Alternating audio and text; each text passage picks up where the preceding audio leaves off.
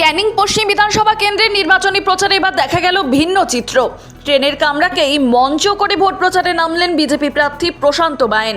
এদিন সকাল থেকে ক্যানিং শিয়ালদা লোকালে চেপে একাধিক স্টেশন ঘুরে প্রচার চালাতে দেখা যায় প্রশান্ত বায়েনকে।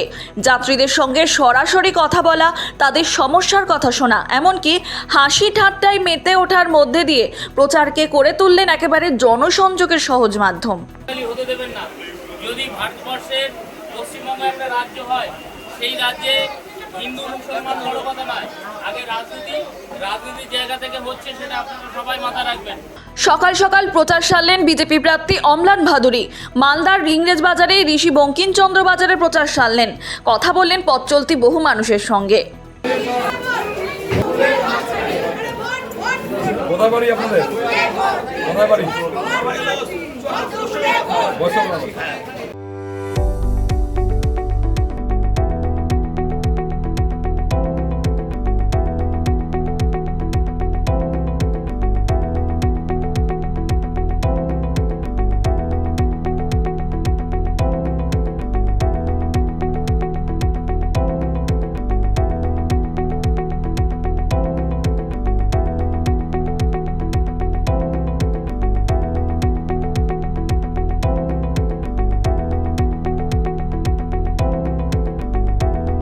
উত্তর চব্বিশ পরগনার জগদ্দল বিধানসভা কেন্দ্রের বিজেপি প্রার্থী ডক্টর রাজেশ কুমার শুক্রবার সকাল থেকেই মামদপুর গ্রাম পঞ্চায়েত এলাকায় নির্বাচনী প্রচার চালালেন।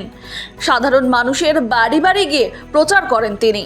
মুর্শিদাবাদের নির্বাচনী লড়াইয়ে তৃণমূল প্রার্থীদের সমর্থনে প্রচারের ময়দানে ঝড় তুললেন ঘাটালের সাংসদ তথা টলিউড সুপারস্টার দীপক অধিকারী। শুক্রবার দুপুর জেলার 2 বিধানসভা কেন্দ্র কান্দি ও হরিহরপাড়ায় রোড শো ও বর্ণাঢ্য প্রচার কর্মসূচিতে অংশ নেন এই তারকা সাংসদ। প্রিয় নায়ককে হাতের কাছে পেয়ে সাধারণ মানুষের উন্মাদনা ছিল চোখে পড়ার মতো। জলপাইগুড়িতে বিজেপি প্রার্থীর সমর্থনে রোড শো করলেন অভিনেতা মিঠুন চক্রবর্তী। এদিন ডুয়ার্সের নাগরাকাটা বিধানসভা কেন্দ্রের বিজেপি প্রার্থী পুনা ভেংরার সমর্থনে মেটালিতে রোড শো করেন বিজেপির তারকা প্রচারক মিঠুন চক্রবর্তী। এই রোড শোকে কেন্দ্র করে জনজোয়ার দেখা যায়।